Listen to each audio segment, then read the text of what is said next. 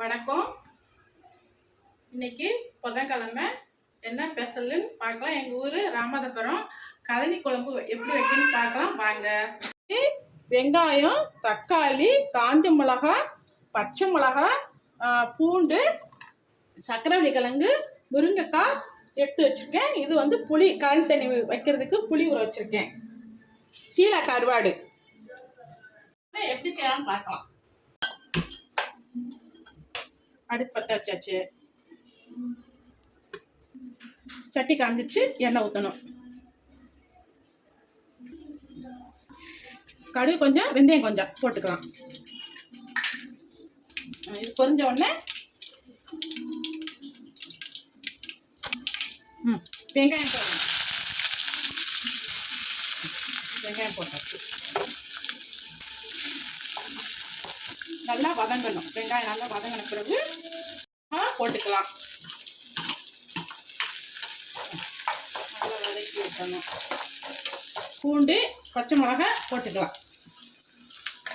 தக்காளி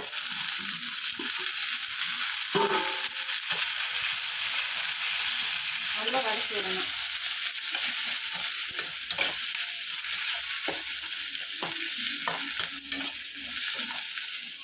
தக்காளி நல்லா வதங்கணும். வெங்காயம் எல்லாமே வதங்கிடுச்சு. வெங்காயம், தக்காளி, காய் போட போகிறேன். இதே நல்லா வதக்கிட்டு நல்லா வதங்கணும். காய் உப்பு போட்டுக்கலாம்.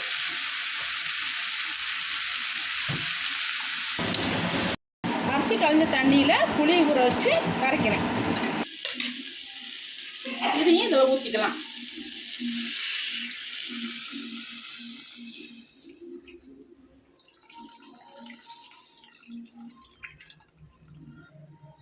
மிளகாத்தூள்லாம் போட தேவையில்லை.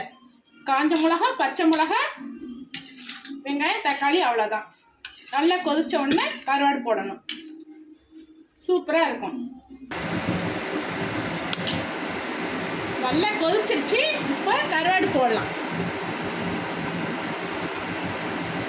சீலா கருவாடு